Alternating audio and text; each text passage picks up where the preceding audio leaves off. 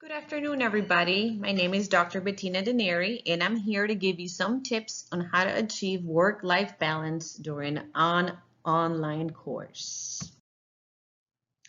Tip number one is wake up 1 hour earlier than the rest of your family. I personally find this very useful because I get to wake up, get my coffee, take a good shower, make sure I'm well awake, and then get everything settled to get my day started right before my actual kids and family are up.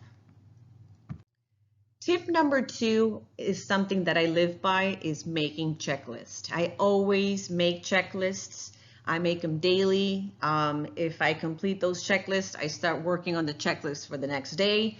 That way I do not forget anything. I go through my emails and make checklists out of the emails I need to do, I need to respond. And I can honestly say that checklists do really work. Tip number three is set up 2 hour blocks or 1 hour blocks to answer the following things in an online format is discussion questions. Depending on the amount of students that you have and the amount of answers, you might need a 1 hour to 2 hour block. Also, journals. Students answer journals on a daily, bi-daily basis, so you always have to keep up answering journals on a daily basis. So set up time for that as well. 1 hour may be enough, 2 hours, but always allow yourself enough time to make sure that you're covering those 2 points. Number three is assignments. You also have to make sure that your assignment checking is up to date. Also, if you're going to allow drafts of your assignments, you need to make sure that you allow yourself that time in order to make sure that you comply and reply to the students in a 24-hour fashion. And then number four is student advisement. Always, students have questions, have concerns, whether it's for registration, whether it's for an assignment, whether it was something that was not understood during a lecture. You always have a block for these students should they need your help on a daily basis. Tip number four, which works really well, and it was taught by my professor, Dr. Amita Jadав, is always have a synchronous meeting once a week. And why is this? It helps you answer questions, get things cleared up. Students always have doubts, have concerns.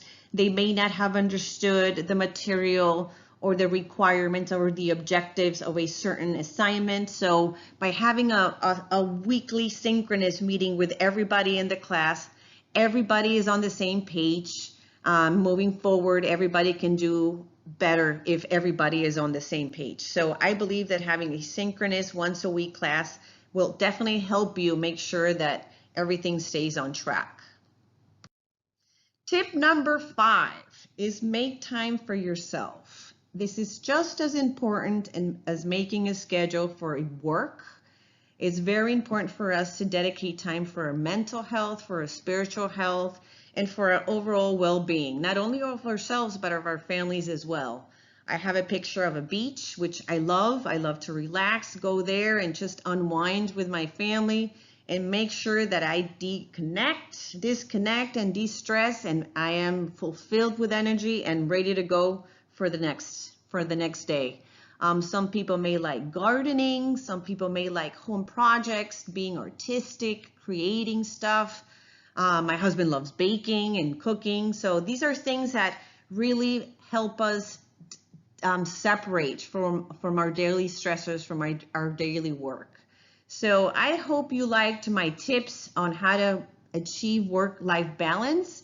I hope you implement them, and I really hope they work. Thank you so much for having me. It's been a pleasure. Have a wonderful rest of your day.